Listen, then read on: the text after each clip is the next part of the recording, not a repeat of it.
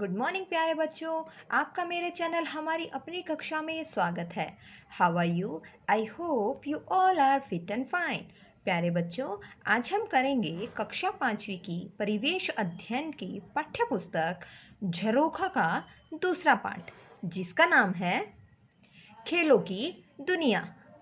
Lesson start करने से पहले आप मुझे ये बताइए, क्या आप कभी खेल खेलते हैं? स्कूल की जब आधी छुट्टी होती है, हाफ टाइम होता है, तो आप कौन कौन से गेम खेलते हो? कौन कौन से खेल खेलना आपको पसंद है? प्यारे बच्चों, इस तस्वीर को देखकर बताइए ये कौन सा खेल है। वेरी गुड, ये है रस्सी कूदने का खेल, जो कि आप सब लोगों को बहुत पसंद होता है। अब इस तस्वीर को देखकर बताइए ये कौन सा खेल है।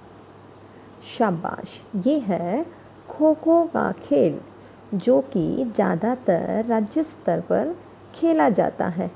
क्या आपने कभी खो खो का खेल खेला है? अगर खेला है तो फिर कहाँ खेला है? अब आप इस तस्वीर को देखकर ये बताइए, क्या आपने कभी ऐसा खेल देखा है? इन बच्चों ने ये कैसी ड्रेस पहन रखी है और ये कौन सा खेल है, क्या आप जानते हैं? प्यारे बच्चों, ये है जूडो का खेल।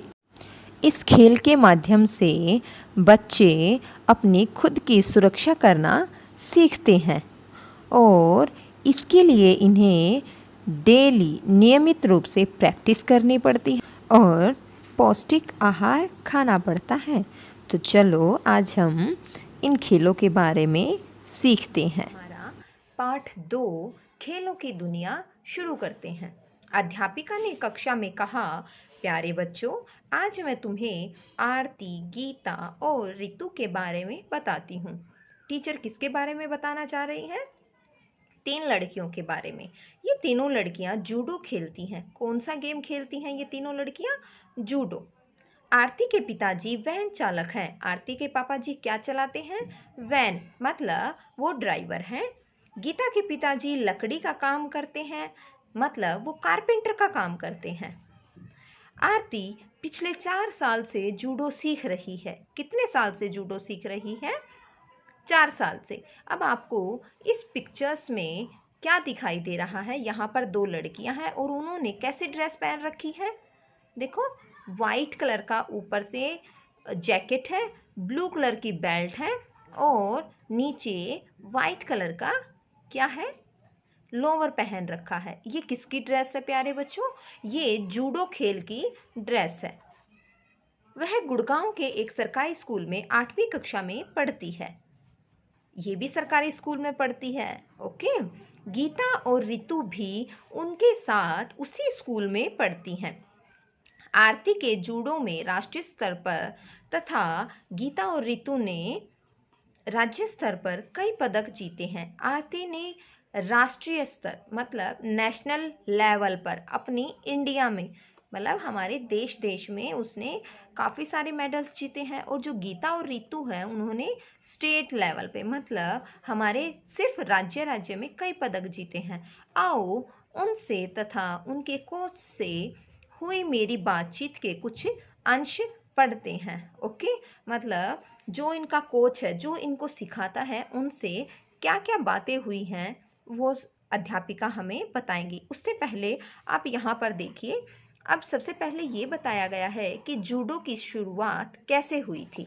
ओके, जूडो नामक खेल डॉक्टर कोनो जिगारो ने, नाम क्या था? डॉक्टर कोनो जिगारो ने 1882 में जापान में शुरू किया। कहाँ से शुरू हुआ था जूडो खेल? जापान से। कब शुरू हुआ था? 1882 में। और किसने शुरू किया था? कोनो जिगारो। ओके, यह जापान की मार्शल आर्ट की एक विधा है। किस में आता है जूडो खेल? मार्शल आर्ट में। ओके, अध्यापिका, अब ये मार्शल आर्ट क्या है? मार्शल आर्ट एक टाइप से हमारी आत्मरक्षा के लिए बनाया गया खेल है। ओके, उसमें हम क्या करते हैं? हम अपनी स्वयं की रक्षा करना सीखते हैं। अध्यापिका, मार्शल आर्ट्स में तुमने जूडो ही क्यों चुना? आरती, अध्यापिका आरती से पूछ रही है कि तुमने जूडो ही क्यों चुना? आरती, मुझे यह अच्छा लगता है, मेरी दीदी ने भी यही सीखा था। ओके, तो आरती की बहन ने भी क्या सीखा है? जूडो सीखा है। गीता, हमारे सर ने बताया कि इस खेल से हम अपनी रक्षा अच्छी तरह करना सीख जाते हैं। कौन से खेल से हम अपनी रक्षा अच्छे तरीके से करना सीख जाते हैं? वेरी गुड, जूडो खेल से। रितु, इससे हमारा शरीर चुस्त, दुरुस्त और मजबूत बनता है। कोई भी गेम हो, शरीर तो हमारा चुस्त दुरुस्त बन ही जाता है ना? अध्यापिका, इस खेल को खेलने के लिए तुम्हें किसने प्रोत्साहित किया, किसने मोटिवेट किया? आरती, आरती बताती है, मेरे मम्मी पापा ने। उन्हें मेरे खेलने, पढ़ने और आगे बढ़ने से खुशी होती है। यही कारण है कि उन्होंने इसके लिए कभी आपत्ति नहीं की। मतलब आरती के जो माता पिता हैं उनको अच्छा लगता है कि हमारी बेटी पढ़े लिखे आगे बढ़े और गेम में भी सबसे आगे रहे। ओके, गीता व रितु, गीता और रितु क्या कहते हैं? हमारे मम्मी पापा ने भी हमें इसके लिए बहुत प्रोत्साहित किया है। अध्यापिका, लड़की होने की वजह से तुम्हें खेलों में भाग लेने में कोई कठिनाई तो नहीं आई? अब काफ़ी बार क्या होता है कि पेरेंट्स अपनी लड़कियों को नहीं भेजते थे, लेकिन आजकल क्या है, सबसे आगे खेलों में लड़कियां ही जाती हैं और माता पिता उनको बहुत ज़्यादा प्रोत्साहित करते हैं। आरती, गीता व रितु, अब ये तीनों लड़कियां बोल रही हैं, नहीं मैडम, कठिनाई की क्या मजाल जो हमारे पास आए। कोच हंसते हुए, जी हाँ मैडम, जूडो और मार्शल आर्ट से आत्मविश्वास बढ़ता है और हम हर मुश्किल का सामना करने को तैयार रहते हैं। जो जूडो और मार्शल आर्ट्स खेल है उससे क्या होता है? हमारा सेल्फ कॉन्फिडेंस, मतलब आत्मविश्वास कि हाँ हम ये कर सकते हैं। ओके, आत्मविश्वास बढ़ता है और जो भी कोई मुसीबत आती है हमारे सामने उसका हम डटकर मुकाबला करते हैं। अध्यापिका, सर आप बच्चों को इस खेल की ट्रेनिंग कैसे देते हैं? अब बच्चे जो लड़कियां जो गेम खेलती हैं जूडो, उसकी ट्रेनिंग भी होती है। सबसे पहले ये तो है नहीं कि भाई जाते ही चलो भाई जूडो स्टार्ट कर दो, तो ऐसे होता है नहीं। सबसे पहले कोई भी खेल हो उसकी ट्रेनिंग लेना बहुत ज़रूरी होता है। कोच, किसी भी खेल में निपुण होने के लिए सबसे ज़रूरी है उचित आहार व नियमित अभ्यास। मतलब कोई भी खेल हो चाहे उसके लिए हमें प्रॉपर डाइट लेनी होती है, खाना पौष्टिक खाना पड़ता है। ओके, और जो प्रैक्टिस है, गेम की प्रैक्टिस डेली करनी पड़ती है। ऐसा नहीं कर सकते कि 4 दिन हमने प्रैक्टिस की, ओके, और 5 दिन हमने छोड़ दिया, या फिर 4 दिन प्रैक्टिस करके 2 दिन हमने प्रैक्टिस छोड़ दी। ऐसे हमारा नियमित अभ्यास नहीं हो सकता। तो गेम खेलने के लिए, गेम में निपुण होने के लिए हमें क्या करना पड़ेगा? एक तो उचित आहार खाना पड़ेगा और नियमित अभ्यास, डेली प्रैक्टिस करनी पड़ेगी। मैं बच्चों की 1 दिन की भी छुट्टी किए बिना अभ्यास करवाता हूँ, मतलब डेली प्रैक्टिस होती है। ओके, थोड़ी देर बच्चे कसरत करते हैं, उसके बाद मैं इनकी दौड़ लगवाता हूँ। सबसे पहले क्या करते हैं? कसरत करते हैं, ओके, वार्म अप। दूसरा, फिर थोड़ी हल्की हल्की दौड़ लगवाते हैं, योगाभ्यास भी करवाता हूँ और थोड़ी देर योग करते हैं। इससे शरीर में चुस्ती फुर्ती बनी रहती है, शरीर में लचीलापन आता है और एकाग्रता बढ़ती है। अब तक हमने किसके बारे में पढ़ा था? खेलों के बारे में, है ना? कि हमने कौन सा गेम सीखा है अभी? वेरी गुड, जूडो और कौन सा? वेरी गुड, मार्शल आर्ट, है ना? जूडो और मार्शल आर्ट के बारे में सीखा है। अब इसके साथ साथ कोच बच्चों को क्या सिखाता है? योग। अब योग क्या होता है वो अभी हम पढ़ेंगे। आप इस तस्वीर में ध्यान से देखिए, यह लड़की पेट के बल लेटी हुई है और पैरों को मोड़कर हाथों से इसने पैरों को पकड़ रखा है और अपने शरीर की आकृति को धनुष की तरह से बना रखा है। तो प्यारे बच्चों हम इसको बोलेंगे धनुरासन। अब इस तस्वीर को ध्यान से देखिए। इसमें इस लड़की ने अपने पैरों को मोड़ रखा है, कमर को ऊपर उठा रखा है और अपने हाथों को सिर के साथ सटाकर मोड़ रखा है। प्यारे बच्चों, इसमें इस लड़की ने अपने शरीर की आकृति बिल्कुल सांप की तरह से बना रखी है, इसलिए इस आसन को बोलेंगे हम श्रिपासन। ओके प्यारे बच्चों, अभी आपने एक दो पिक्चर्स में आसन देखे हैं कि कौन कौन से आसन होते हैं। उनमें से 3 आसन यहाँ पर दिए गए हैं। इन पिक्चर्स को ध्यान से देखिए और आसन को समझने की कोशिश करनी है। अध्यापिका, सर आप कौन कौन से आसन कराते हैं? तो कोच क्या बोलता है?